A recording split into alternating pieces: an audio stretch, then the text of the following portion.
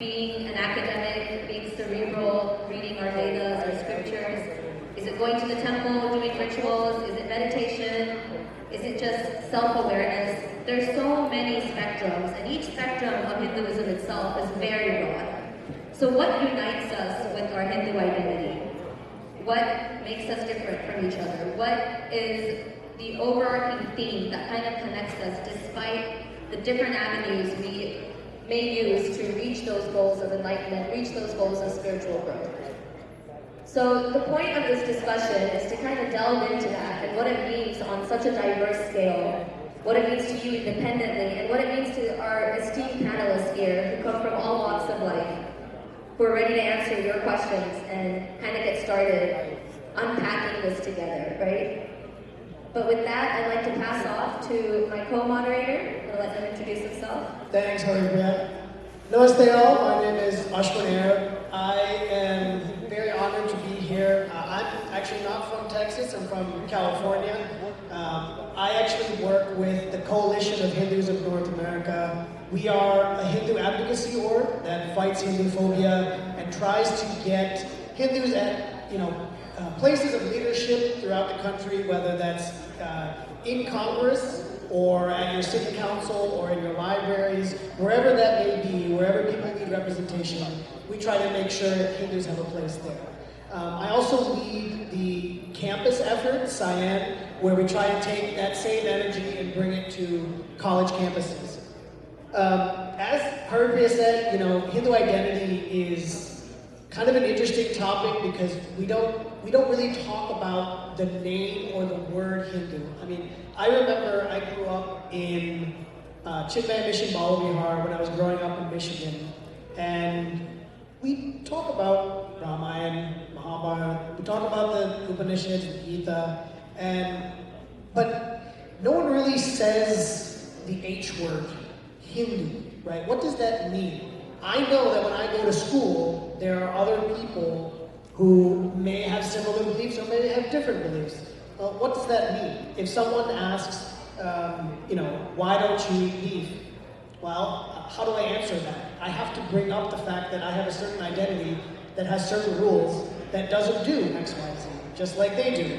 And so there are all these conversations that are very difficult to have that oftentimes we just don't, right? If you ask your parents, hey, what are we? Sometimes you don't always get a simple answer, or some people get different answers depending on what your family is comfortable with.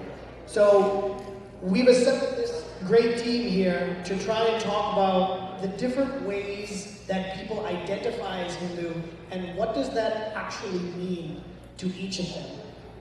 And they all have their own unique stories. I want to let each and every one of them, give a small introduction, maybe just take a minute and talk about just, what you've worked on, what projects, anything you want to give a shout out for. Go ahead. My name is Vishal Ganeshan. I'm an attorney by day, based in the Bay Area, but I guess I run two projects in my spare time. The first is called Hindu History. It's a HINDOO history. It's on Twitter and also Substack and Instagram. And the genesis of that project is something I'm sure a lot of you can relate to, but it was just kind of my being online and seeing media narratives and trying to understand where the prevailing representations of Hindu spiritual traditions came from. And that kind of led me down this rabbit hole where I started going to American newspaper archives and basically looking at references to the Hindu, which they spelled HINDOO for the most part, from basically the late 18th century to the early 20th century, and trying to unpack where these representations came from. And it's been a very illuminating project for me personally. I mean, all these projects are just really just me, in my spare time following various threads that I find interesting and trying to be public about it, because I think that other people find it interesting too. But the Hindu history, it's been a really illuminating sort of project for me to understand, something Ashwin mentioned that we don't really talk about the word Hindu. I mean, it's such a multifaceted term, and the history of it is so fraught, because one thing that I'm sure we can get into later is that this has always been abused in the way that we think about it today, which is, basically anyone in India who is not a Muslim or a Christian. So, you know, this term of Hindu was always something that was kind of imposed on us, and, you know, whenever we talk about Hindu identity, we always have to understand it as something that we're trying to unwind or define for ourselves against the backdrop of pre-existing representations. And so Hindu history tries to understand the intellectual origin of those pre-existing interpretations and the sort of intellectual tradition that we have to engage with and be aware of. So that's one, and then the other project is kind of a natural outgrowth of Hindu history, and it's called Frontier Dharma. And this is another Substack that I write, that I publish. And Frontier Dharma, to me, is trying to map out what a new dharmic diasporic identity looks like.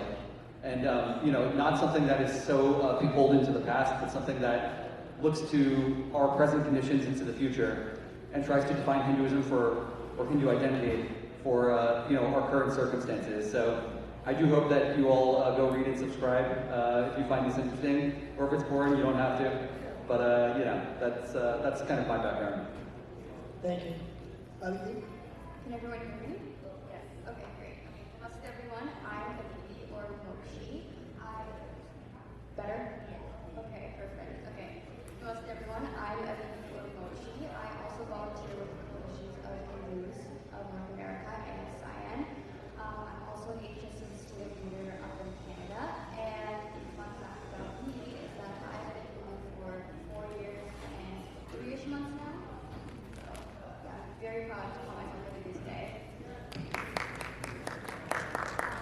I also run a small social media page on Instagram where I raise awareness of Hinduphobia, the different ways Hinduphobia manifests. I think living in Western society, we're very familiar with what discrimination looks like from a right-wing perspective, right? Racial slurs, physical violence from white supremacist groups, but not too many people within our community and outside of our community are familiar with other forms of homophobia manifest, such as left-wing homophobia.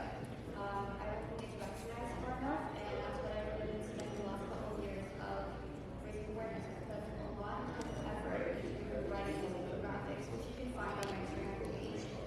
And yeah. Thank you. Please. Hello everybody, my name is Swapnil Gupte. I'm from Vedanta Institute, Houston. Now, before this, I was born and brought up in India, and I joined the Vedanta Academy in India in 1998.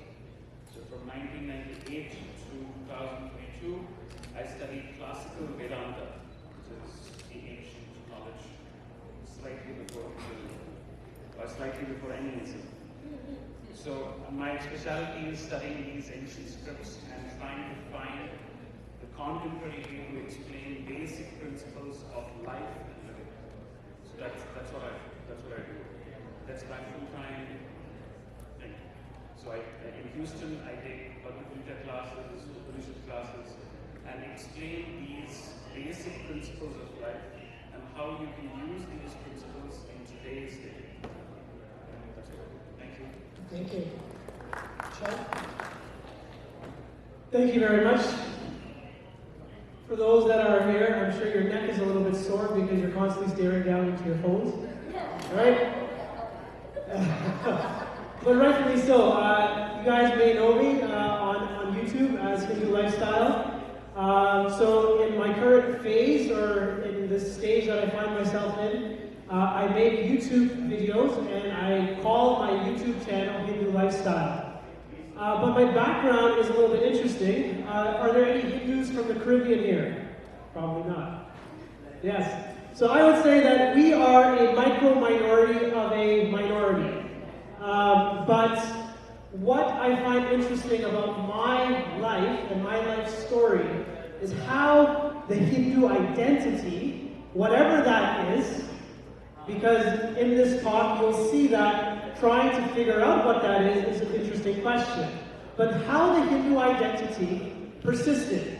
And for those that are not aware, I am a descendant of what was known as Indian indentured laborers. So when slavery ended in the British colonies, the British needed a source of labor. And the British East India Company was in India. So who did they turn to? They turned to the Indians. So in 1838, me was when the first boats arrived in what was known as British Guyana, and then in Trinidad, where my parents, my grandparents, and my great-grandparents are from.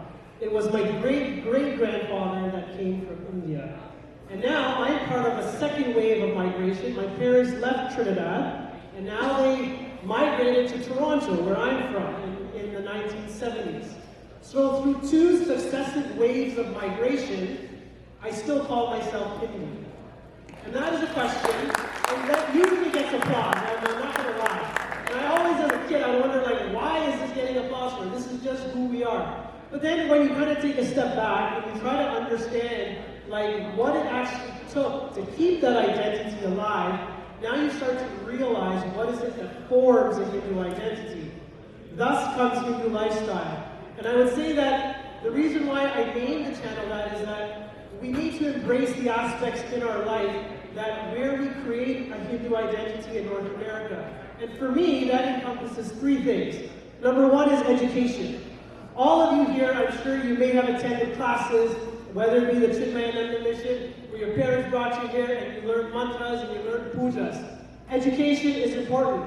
Second thing, one thing that many Hindus don't know is their history.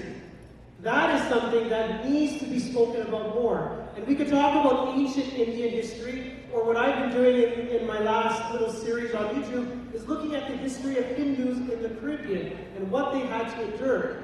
The final aspect of that is advocacy. Those three things form, in my opinion, what encompasses a Hindu identity, specifically in North America. Because if you don't have those three things, we are ultimately going to lose. And with that, I'd like to pass it on, and now we can get started.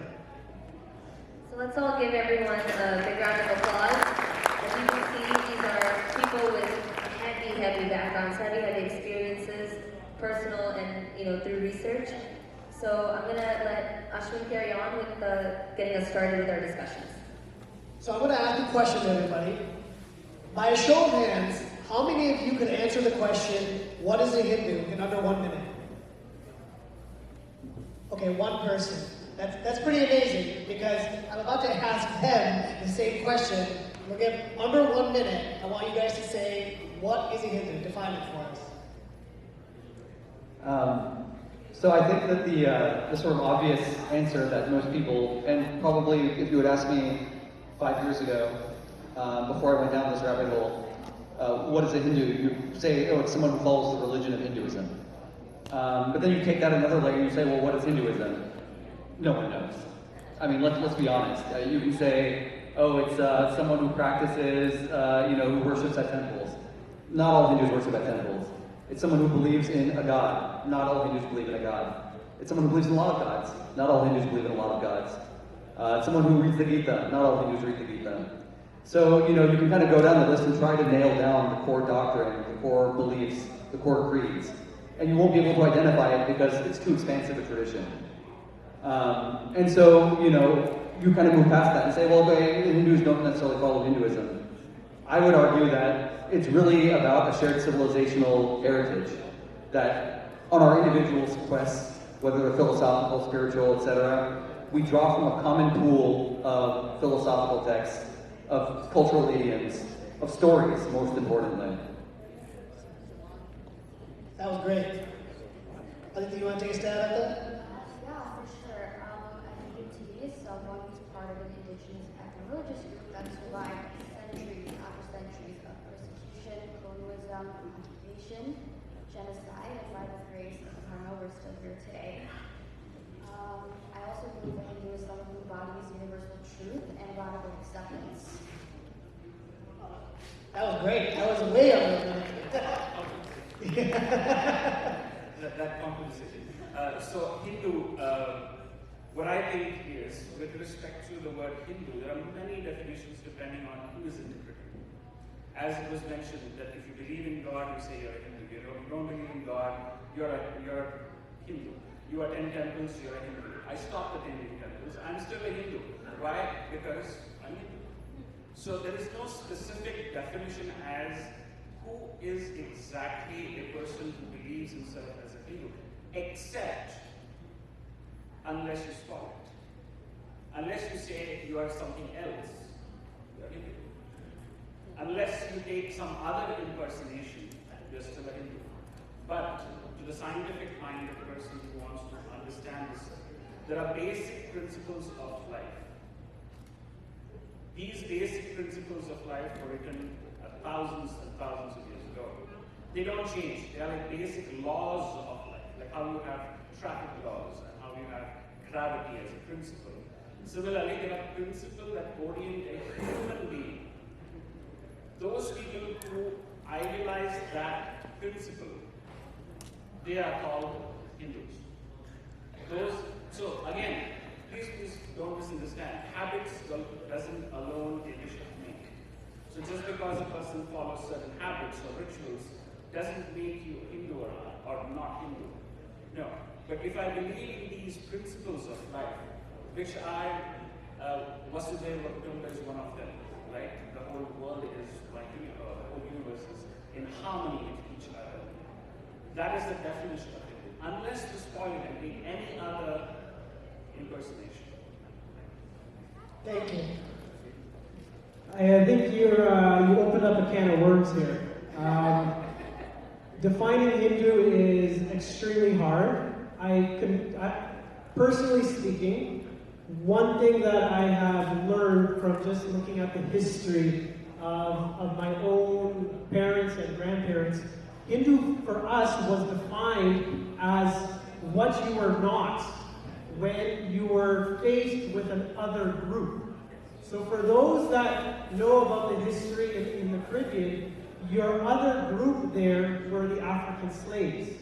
And the Hindu identity coalesced because they realized that they were not them. And then that caused an internal reflection to start figuring out, well, what is it that we do that is different that makes us a special people? So now if you try to figure out what that is, I think we can broadly base it on there are beliefs in reincarnation, the belief in karma, in moksha. These are principles. But I think in a contemporary sense, I think defining it becomes very important, because if we say we don't have a definition, then what are we really? Because then you just become part of the general North American mosaic. And I think that's the problem. And creating a sense of Hindu identity means that I think this question and the answers are individual. So you might have something, but I might have something that's a little bit different. And that's where we say generally that there is this unity. However, it doesn't mean that it's uniform. So however you choose to define it, there's probably some broad principles, but everyone needs to come to that on their own. Rather than having like a direct Q&A, if anyone has or wants to speak up or has questions, let's try to make this, it's at the end of the day, this is a little bit more informal. So if anyone has any questions, please feel free to raise a hand and we'll send out a mic. But I totally agree with you that, we want this very inclusive identity, and it is, I think, really important, especially as American Hindus, to really think of ourselves with a positive definition, right? What are the things that we share rather than what are the things we are not? And, belief in reincarnation, of course, karma, dharma, and then, Murti Puja, we're at the temple, Meenakshi Amma is right there. So these are the kind of positive definitions that if I have to explain myself to somebody, these are the things. Well, what if someone comes to you and says, well, I believe in all that, but I'm not a Hindu? How would you, are these kind of discussions that maybe you've had with other people? And how do you respond to that? Maybe, it doesn't have to be that someone is aggressive or accusing. Maybe they're just curious, right? Hey, I attended a yoga class. I learned about karma and reincarnation in class, but I don't necessarily identify as a Hindu. How do you guys have those conversations with people, and what were the results of that conversation? How did it go? I'm just saying, I don't have any answers, but I at least feel like I can recommend some questions, because the questions that I've been asking. And I know that, like, you know, we often hear, I heard this growing up, I'm sure a lot of the second generation Hindu Americans here have also heard it, but, you know, it's the name of the panel, right? Hinduism as a way of life, or the Hindu way of life. And I think, you know, growing up, you know, we hear a lot about how, you know, the Hindu tradition is pluralistic, it's inclusive, you know? And I think that this is a sort of language that we use, that our parents use, that our elders use to try and make the tradition palatable to people with liberal cosmopolitan sensibilities, like those of us who grew up in America. But what I'll say is, you know, I don't think it's a good thing. I think it's, you know, honestly, it's a language that we use as a substitute for clear thinking, is what I'd say. And it's a language that we use as a substitute for thinking hard about what are the red lines, what are the things that we really stand for. Because I think that, you know, and I'll try not to go into too long of a diatribe here, but just bear with me. Because one of my interests, as I've gone through this rabbit hole for Frontier Dharma, is like this colonial period, right? Like the late 19th century, late 18th century, early 19th century. It was when you really had the first encounter of Indians with the colonial apparatus, especially in Bengal. You had people go through English education. You had people who encountered, I mean, Hinduism as a term, the first time it was ever used was like 1787 by a British evangelical named Charles Grant. And he was describing the religion of the Hindus. And it was in this context that Indians themselves were like, oh, that's our religion. We have a religion. And they naturally started comparing their religious tradition to Christianity, which is why, if you look at the early reformist movements like the Brahmo Samaj, Arya Samaj, they're so Christian in their form, right? But the thing that I really admire about those early thinkers is they understood the nature of religion in the modern world. They understood that they were dealing with this massive, variegated body of Hindu spiritual tradition, and they had to define it in a way that made sense to the modern mind. So like the Brahmo Samaj tried to create, for example, a core body of text that every Brahmo Samaj member had to basically accept as a creed. Every Brahmoist had to basically have an oath of loyalty to the Brahmos first, and they were Indians second. So it was a universal creed. Arya Samaj was a very similar thing. You know, they had like these Arya Samaj congregations in every locality. They had 10 principles that every Arya Samajist had to adhere to. The point is, I'm trying to get to is that, you know, the conditions that we're growing up in are fundamentally different from the conditions that our parents grew up in, and are fundamentally different from the conditions their parents grew up in. And if we look to the past for answers about what to do in the present, we're going to be misguided, because we're dealing with a world and a worldview and a modernity, which represents so many different things, that Hindu civilization is really encountering for the first time. So the point is that, you know, we're part of an intellectual tradition, and we have to we can look to the past for answers, but really we're in uncharted territory, you know, and that's a challenge that I think we have to accept. That was awesome. Whoever's most excited to speak, you have the floor. I actually do have like a story to share. So I think it was about a year ago, one of my Mexican Catholic friends said she was like struggling with anxiety and depression, and she said that she heard about Hinduism, and now we have like, certain practices that help with mental peace, right? But she was hesitant to get into all of that because she was worried about cultural appropriation, and I told her Hinduism is an open religion. You're more than welcome to partake in our practices. It doesn't necessarily mean you have to subscribe to being a Hindu. You don't have to subscribe to the Hindu identity. So I think it's a little more nuanced than that. I mean, we are a religious group, but we also don't proselytize, and we're also an open religion. So there are many other religions that are open, but we don't see converts. We don't force people to convert either. There was also another instance where my white Hindu friend, she now identifies as Hindu, and she knows a lot more than I do, more than I could ever learn. But she was hesitant to call herself a Hindu because she thought she had to be brown to be Hindu.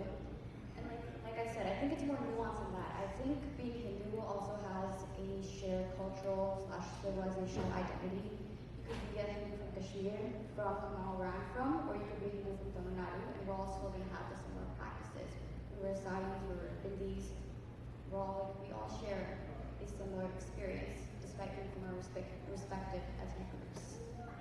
Yeah, I think you bring up a good point, which is that Hindu identity is not just beliefs, right? It's clothing and food, it's culture. It's all the other shared aspects, the way that we can say, you walk into a temple, regardless of where it happens to be. Like, I grew up in Michigan, so our pilgrimage spot was the Venkateshwara Temple in Pittsburgh, which is up in the Allegheny Mountain Range. It looks exactly, or it was meant to look exactly like Tirupati. And it's really beautiful. And so, but it doesn't really matter whether it's here or there. I know I'm in a Hindu temple, so it's aesthetics and other cultural aspects as well. Thank you. So I think one thing that we need to now see is if we fail to articulate what is it that we're not, then we go down a slippery slope. We become everything. And then we're going to see a next generation, Mom and Dad, you said everything was fair game, so why is this the problem for? And I think that's something that only happens because you are faced with something that is other. That's something that is different. If you're growing up in India 4,000 years ago, everyone who was in your village did the same thing. You didn't really have to worry about all of these other factors. And now when you come to North America now, you are faced with a lot of people that want to take the traditions that are part of Hinduism and now make it their own. And if we go down the path that, everything is open and everything is fair game, then what is it that we're actually here for? Right? Like, why are we organizing Hindu conferences? Why are the first generation that came here is so worried about passing on the traditions? That is the thing that I think that really kind of sets me on fire, is that when we try to embrace language of openness and inclusive and saying that everything is good in Hinduism and makes everything fair, then we kind of lose what is it that makes us different. I am a firm believer that growing up, everyone is trying to find what is it that sets you apart, that makes you unique. The Hindu identity is what is going to make you unique. The challenge we have in North America is our parents' generation did not know how to articulate that. And I think it's up to us to now figure out, do we have the language that can properly understand and place a Hindu identity in a Western environment? That's the challenge for us here. Very well said. Okay, go ahead. 1 minute and then we'll go. So, as Sean was saying, and I second that thought, it is not just, see, right now, being a Hindu has become more of a fashion statement, and cultural events and social events, and I haven't seen you in a while, and how are you doing, etc., etc. And those kind of events and so on and so forth. But what we have to understand is it comes with conviction, and conviction in the belief system. Now, see, the ballpark aspect is karma, reincarnation. And yes, I believe in these days, therefore I'm Hindu, or I'm not Hindu. But Hinduism is more than this. A belief system in lifestyle. What kind of lifestyle am I living? And being proud about it. Not moving around in hushed places and hushed houses and saying that, okay, this is not okay, or this is okay, or I'm being a little controversial here, but this is what the case is, that I believe that this is my conviction, and my conviction manifests through festivals. My conviction manifests through rituals. My conviction manifests through the attire that I wear. My conviction manifests through the way I speak. And I am proud to be who I am. That does not mean I'm against all of you otherwise. No. That does not mean I'm against other religions. No. I am just comfortable with who I am. I'm comfortable with my skin. That is being a Hindu, right?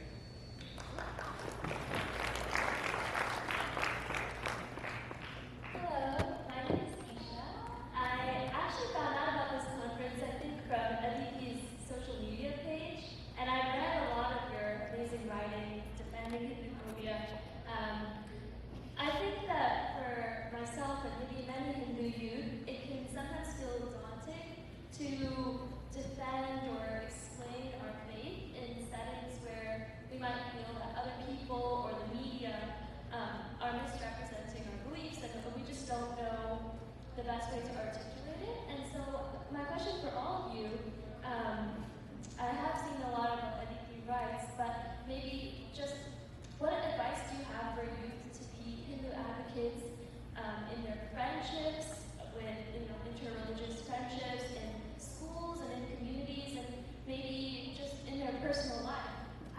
What advice do you have to be strong advocates? First of all, thank you for your kind words. That means a lot. Before I answer your question, I do want to say that I think it is incredibly important for us to define what a Hindu is ourselves. Because if we don't define what it is, we're giving space to others, especially others with malicious intent, to define what Hindu is to us. My first year of being Hindu, my classmates would say a Hindu is someone who believes in casteism, or is misogynistic, or hates women, or commits genocide against non-Hindus, and we all know that isn't true at all. So if we don't define what it is, we're letting others paint these narratives onto our youth. We're facing, especially in college spaces right now, we're facing a lot of hostility, and I've completely struggled with that. And I think I've also faced a lot of burnout. And I know what you're talking about. I know how you feel. There are days where I just want to fall into bed and give up and deactivate my Instagram because of the level of harassment I faced. My first year in university was spent with a police car parked outside of my dormitory because I'd been doxxed and sent death threats. And I think that with everything going on, yes, there are days where I want to give up, but I don't have the privilege of doing that. With recent turn of events, it could have been any of our families, it could have been me and Pahalgam. If we don't do something, then we're letting others get away with what's happening. And you don't have to start your own Instagram page. You don't have to make tweets. You don't have to get on stage and speak if you're not comfortable with that. But what you can do is start mobilizing within your own community spaces. You can start mobilizing in your high school, in your universities. The very first thing I did with my advocacy work was start a Hindu Students Council chapter at my university because there wasn't a single Hindu temple in our entire city. There wasn't a single space for Hindu students, and I needed that to change. There were multiple South Asian Association chapters and Indian Students Association chapters, but none celebrating the Hindu identity alone.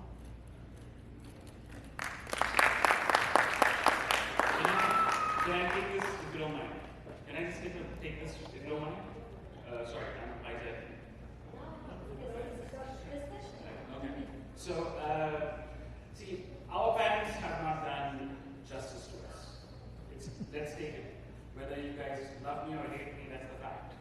What they have done is they have not given us the right language, understanding, or prepared us well before we get into the world. We are all pampered, right? We are all of us when it comes to this subject. So it is our responsibility to find the right language and the right narrative. It is our responsibility.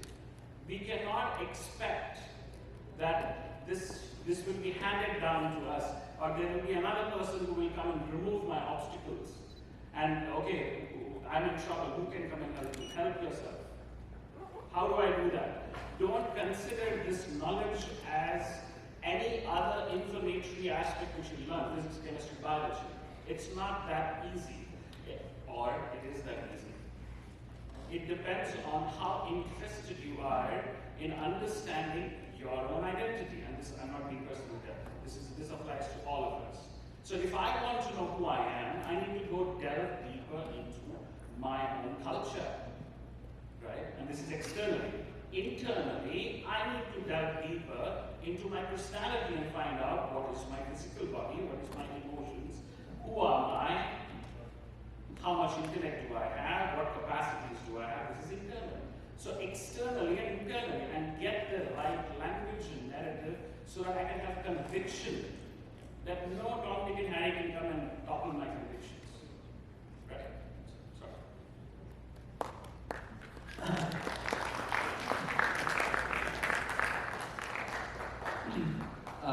I mean, I definitely relate to the problem that you faced, and it was the reason I kind of got interested in the first place.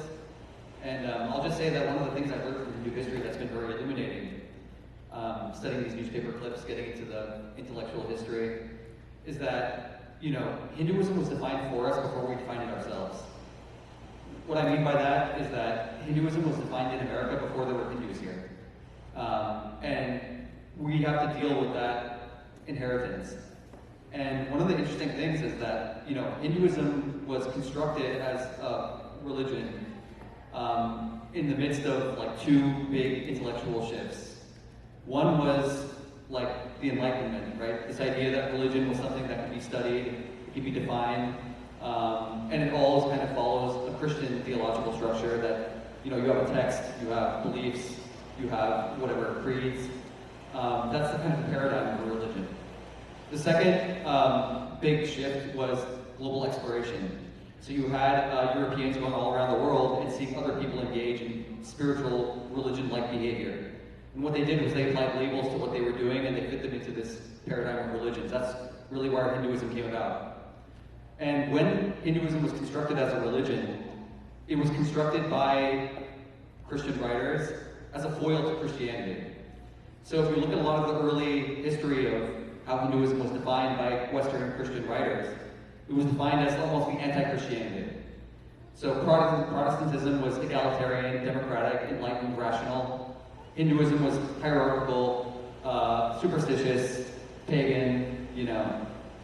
So when you look at this and you start looking at contemporary representations of Hinduism, it's kind of like, it makes sense. Like, you can see how we're still dealing with this inheritance. To give you an example, in the early 20th century, Vedanta was hugely popular in America. Swami Vivekananda spoke here in 1893, founded Vedanta societies in New York, San Francisco, Chicago, DC. Very popular among elite Americans in urban areas who were looking for an alternative to Protestant establishment religion. This led to a huge backlash among the American religious establishment.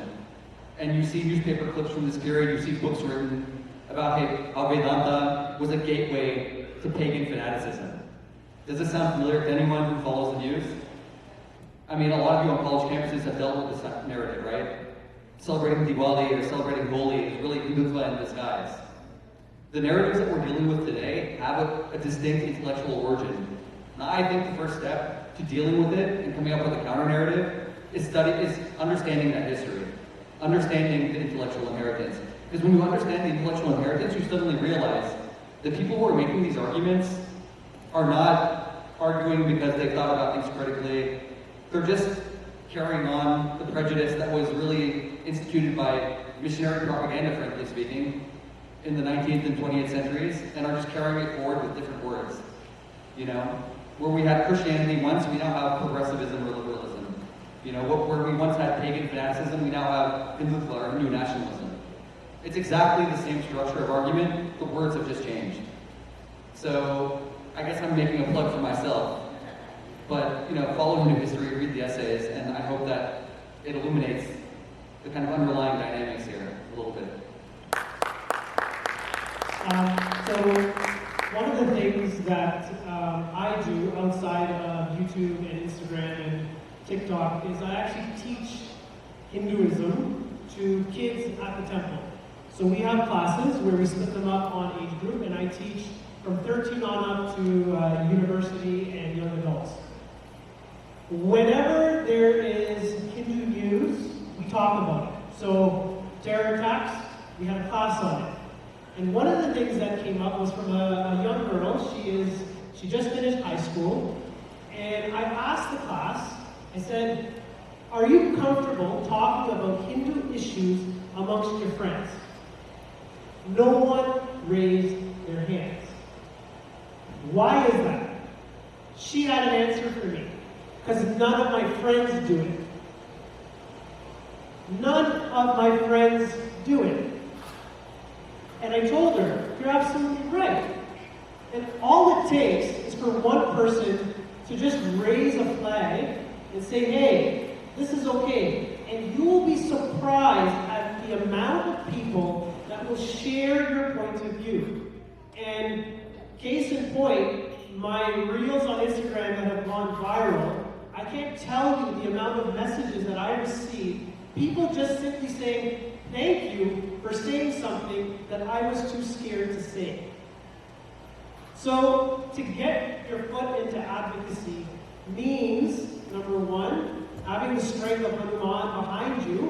to be that person that others can actually turn to. And I think that is the biggest obstacle that Hindus have, because the life of an Indian immigrant parent, put your nose down, study your school, and don't cause trouble. And now we're seeing what the effects of that are.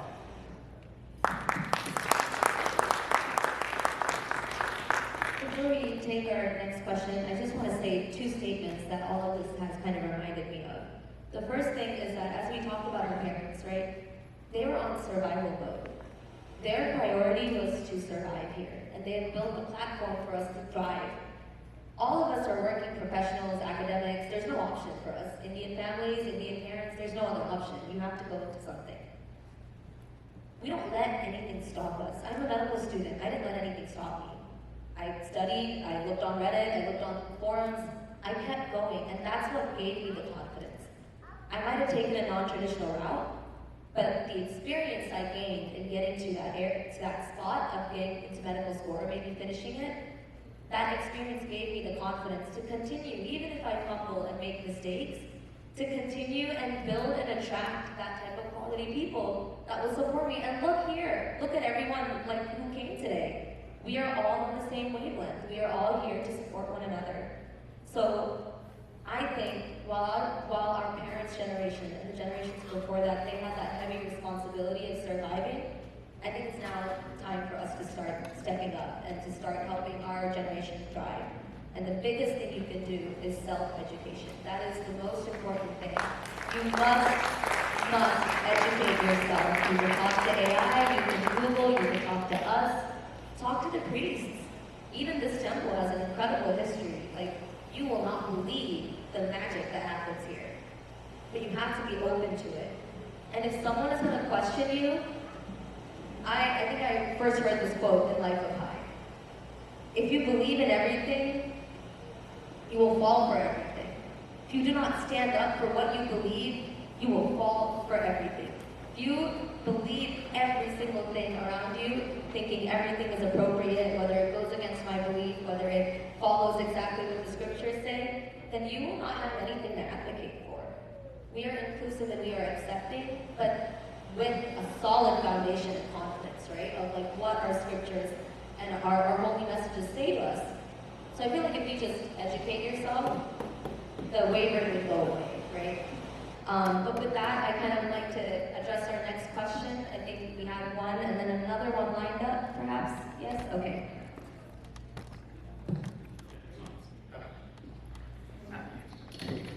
So my name is Ravi, and I want to say I'm putting faces to a lot of things. Kona, Hindu history, thank you. Kona, thank you. Hindu on campus, thank you. I've looked at all the things you have done, and it's not an easy job to do. I followed everything, and I understand the hostile effect. I want to say from a journey coming from Tamil Nadu, my family is from Peria family, which means we are anti-Hinduism. We are not anti-Buddhism. Anti-Hinduism, that's what the garden comes from. Anti-Brahmanism, anti-Hinduism, anti-Hinduism. And I used to talk to my colleague. I told him, I like mango, Banganapati variety. I don't like any other mangoes. You can eat any other mangoes you want. It doesn't negate my mango. Why do I need to eat your mango to say that I'm eating a mango? That was the first question I always had. Why do you want me to convert? I am happy with what I have. Why do you feel so pretended that I'm not eating your variety of mango? That is always the question I had. Why do I need to follow your thought for you to feel happy? Why can't you be peaceful at night? You are praying to God, be happy. Why does it have to, oh, this guy is not following, okay. I have to go. It makes me uncomfortable. That is how my thought came. But a lot of things I have to say thanks to my wife. I learned a lot more about you through her. Is what it means, that is in all honesty. Thank you. Thank you for all the wonderful work you have done. Thank you so much for sharing that. That was really sweet. We've heard about that. I'm Kamal as well, and I hear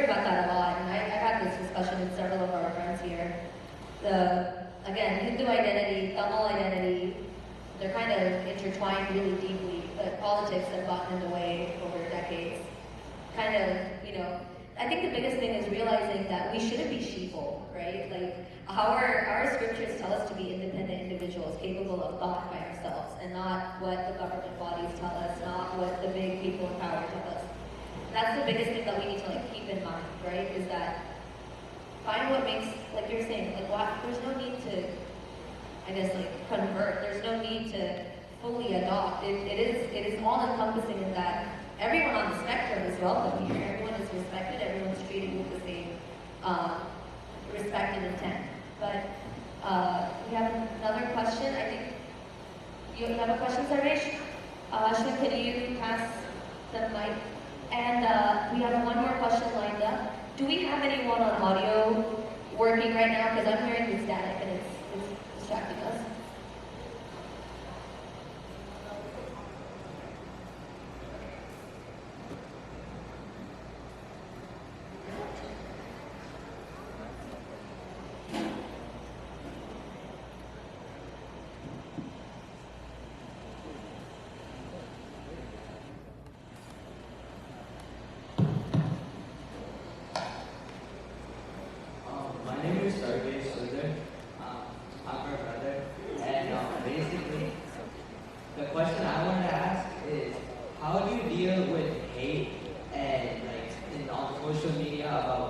Hinduism and Indians, like it can be social media or in real life, because that's like, you know, kind of like the trend or kind of like the thing that's going on.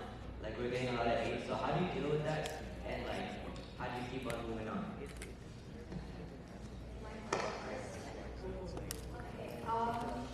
The way that I deal with it is that knowing if I stop speaking awareness, if I stop speaking up, if I stop working with incredible organizations like CONAS and on campus, is that no one else is going to speak up. No one else is going to save us, not the social justice warriors in America, not a trendy hashtag, not encampments or protests across campuses.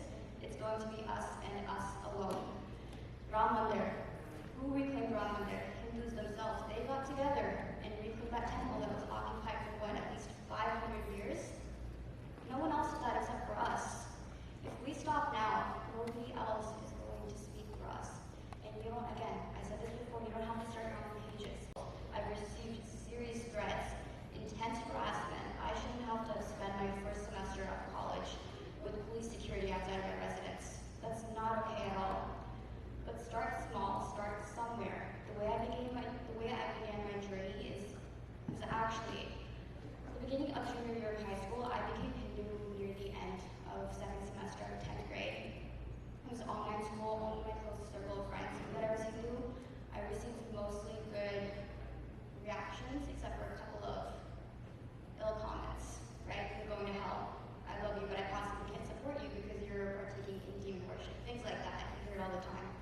But we're back in school in person after COVID, beginning of junior year, and in my English class, I was the only Hindu in that entire class. Everyone else was Catholic or atheist, because I went to a Catholic high school. That's what I had previously been practicing before I was Hindu. And there was this one South Asian Catholic in my class who wore bindi to class that day, and all the students around us asked her, "Oh, what is that?" And she explained it, and she said, "It's a South Asian thing." And I turned around and I looked at her and said, "It's not a South Asian thing, it's actually Hindu." And she went back and said, "No, it's South Asian. You don't have to be Hindu to wear the bindi." And I asked her, "Okay, what does bindi mean? Why do we specifically place it on the forehead?" That was a random choice. We could place it anywhere in our bodies, right? And that entire discussion at the beginning of the class turned into me giving a mini lecture on the origins of the bindi, what it means in Hinduism, right? And it's small things like that. After that discussion, everyone in that class knew that the bindi was Hindu. So you don't have to write your own infographics. You don't have to attend protests.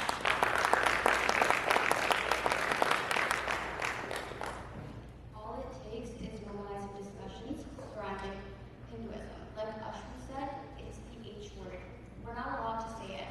Diwali is South Asian, Holi is South Asian, the bindi is South Asian, yoga is South Asian. But Hindus are colonizers. Hindus are fascists. If we speak up about persecution, if I speak up about what my family's gone through, if I speak up about the death threats and the rape threats that I received, that makes me a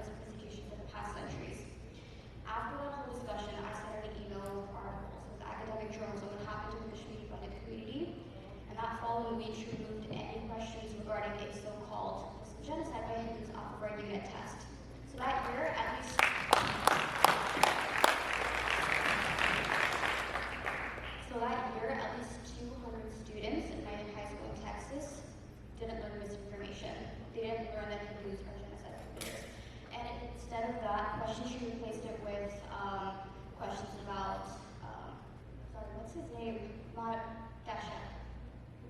The rishi that Kashmir was named after. Yeah, Kashmir, right?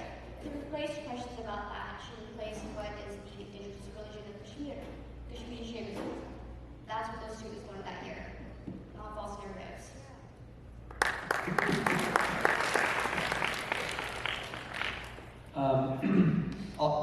Obviously, you know, I'm a little bit older than, obviously older than a lot of you in the audience. So I'm like, you know, late 90s, early 2000s, really when I grew up. And I think then we were still kind of on the margins of American society. I mean, you know, there was like a poo, but I always really liked the poo. I never really understood why people were trying to like get rid of him. I thought he was a great character. But, you know, the sort of experience now that we're having as an immigrant community, just one observation I'd like to make is, I guess two observations. The first is that no one is going to feel sorry for us. I mean, if you look at all the stats, we are by far the most privileged immigrant community in America. This country has been great to us. There's no other way to describe it. I mean, we're the wealthiest, most educated, you know, divorce rates are very low. Like, America has been a great country for us. And so I think that the sort of like, I think there are limits to trying to get other people to feel sorry for us or sorry for the kind of upsurge in resentment or hatred that we're facing. So I think the lesson from that is that ultimately this is about what we as a community can do to mobilize in terms of like civic engagement, engaging with your neighbors. I mean, literally just like developing friendships with Americans who are not of Indian descent, and, you know, inviting them to your homes and taking them to the temple, showing them how you live your life, you know? Those intimate kind of connections are so important, and they really hedge against the sort of like anonymized social media hatred that's so easy to engage in when you don't actually have those personal relationships. So I think that's one thing. It's like you have like white friends, black friends, Latino friends, invite them to your house, introduce them to your parents, you know, like develop those relationships. But then from a historical standpoint, I'll also say what we're going through is a rite of passage. You know, I'm not trying to minimize anything, but if you look at the history of immigrant groups in America, whether it's Jews, Catholics, even Latinos, you know, like in the early 28th century, I mean, they had literal quotas for Jews in colleges because the Ivy Leagues, you know, you had poor Ashkenazi Jews coming from Eastern Europe, growing up in New York City tenements, and they were very driven, valued education a lot, very smart, and they, within a generation, were like 40% of Harvard and Columbia. And, you know, the establishment of these colleges were like, this is an issue, we have to have quotas. So there was literally like the Jewish problem is what they called it, you know. And then Italians, you know, had the Catholicism, which in a lot of ways, a lot of parallels. You know, when Hindus started coming to America, a lot of the sort of anti-Hindu prejudice was actually tapped into the pre-existing anti-Catholic prejudice. You know, both religions were perceived as sort of like clerical and, you know, contaminating the Protestant culture of America. And so, you know, we're not the first immigrant group to go through this. It's a rite of passage, and it's part of becoming the American cultural and social fabric. This is not to excuse racism or hatred. It's just a state of fact, is that every immigrant community has gone through this. And we'll get through it too, but, you know, I think ultimately the answer lies with us, and small things you can do in your everyday life to build those connections, but also civic engagement, you know, creating organizational strength to kind of correct the representations that a lot of people are misled by in the media or, you know, academia, whatever it is. Yeah, just, so I've received my fair share of hate. It comes with the territory, unfortunately.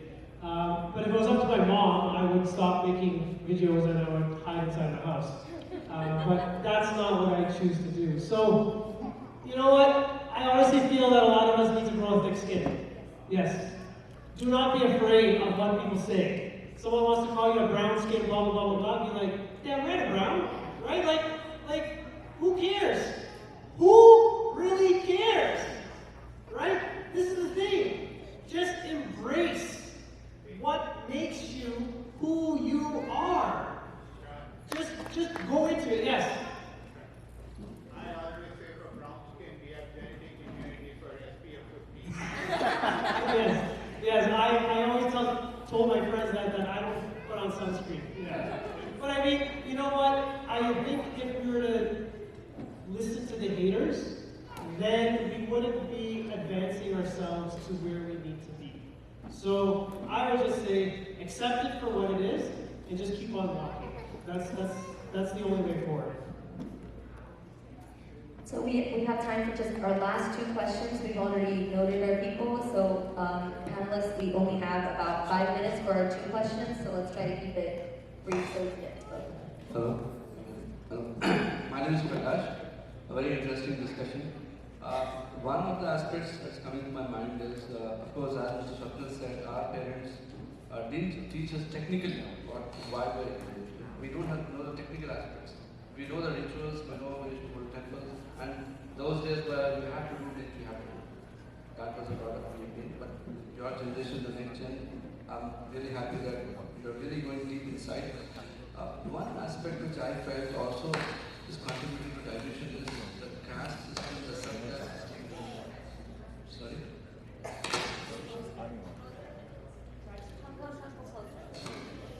Hello? Hello? Is that okay? So one of the aspects what I feel is also that it also dilute the whole into this the caste and sub-caste system that exists in our society. Unfortunately, the caste system has been made as a victim. Politically and in society. If you belong to this caste, if you belong to this caste, you are a supreme, you are not so supreme. If you are majority, if you are speaking this language, a majority, this kind of contributor. In the ancient history, we have this Varna system, this is a caste system, right? Can you, when you are putting this videos or Insta or whatever, can you also teach about the Varna system that existed in the ancient India, what we used to follow, and you can tell the next generation how this caste system came and what Varna system we had, what was the contribution of Varna system and those days. I'm sure in North America, the caste divide would be a little lesser for us because we are more cosmopolitan. India still has that kind of baggage. I hope there's less baggage with you all over here, but I still feel that this becomes a barrier somewhere in the thoughts get blocked. So can you please try to inculcate that? Thank you.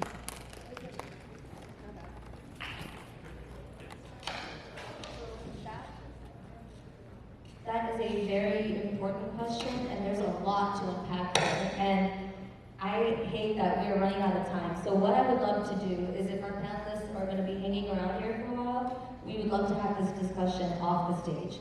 There's a lot to unpack, and there's also like lots of oppression and misrepresentation that we need to go through.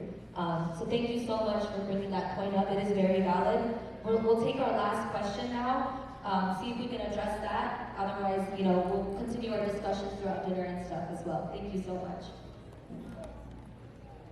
Okay, this one is for Sean, following up on your wonderful quote that unity doesn't mean uniform.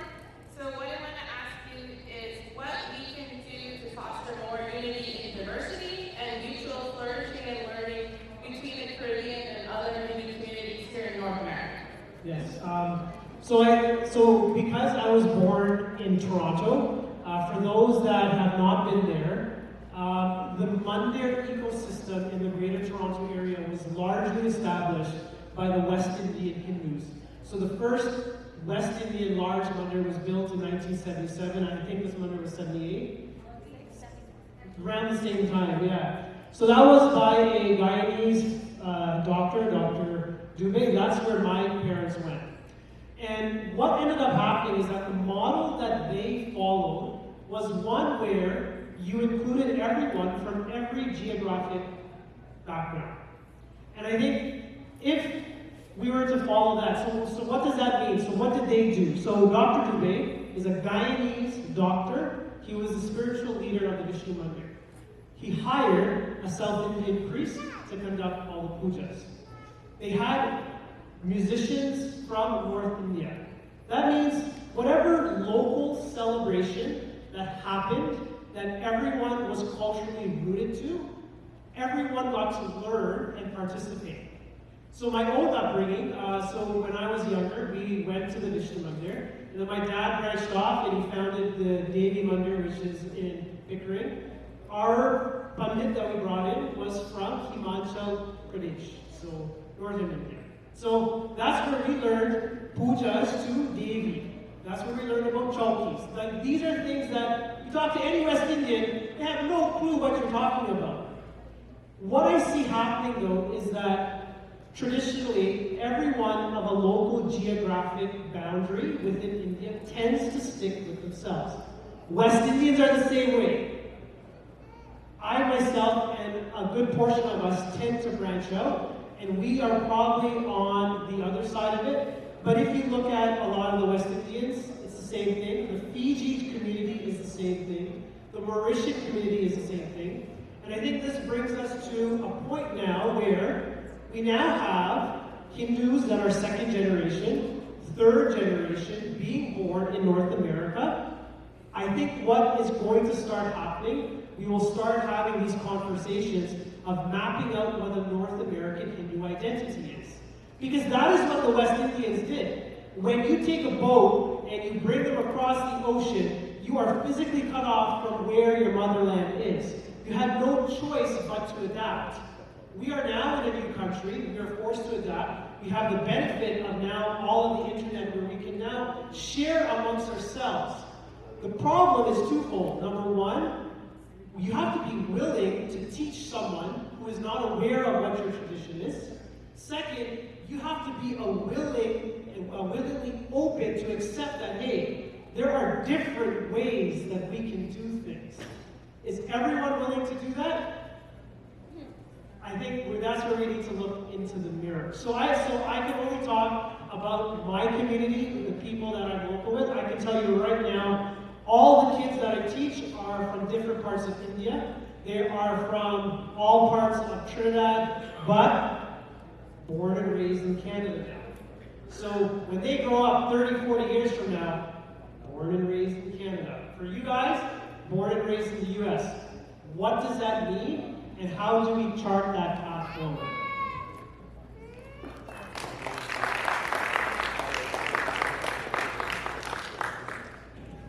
I think with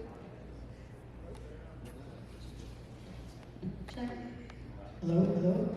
With that amazing question, I think we are going to close out the panel for today. I know it's been a long day. Thank you so much for sticking with us.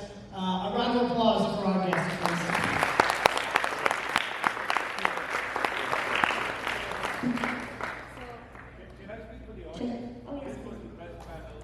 Yes, it was. So, just to conclude real quick, out of all of these discussions, at least me, Haripriya, what I would like you guys to take home is to release yourselves from the shackles of learned helplessness. Release yourselves from the shackles of learned helplessness that everyone else has imposed on the Hindu identity, no matter where you're from and who you are. No one is here to tell you how to live your faith, how to live your life, other than yourself and your personal connection to God. And as long as you stay steadfast in that, nothing can waver you. I want to thank all of our panelists. I want to thank all of you guys for staying for so long. Feel pride in who you are, your identity. I am so proud to stand here. I was about to tear up earlier, surrounded by young Hindu adults. I was praying for this for most of my childhood, and here you guys are, my baby answered prayers standing right in front of me. So please continue building this community. Please continue giving back and giving platforms for our minorities, for everyone. We don't just advocate for Hindu lives, we advocate for humanity altogether, and that's ingrained in our philosophy. So I think with that, we'll conclude. All of you guys, please join us in the Kalyanamandapam. We have closing remarks, and we'll get set up here for dinner. Thank you guys so much.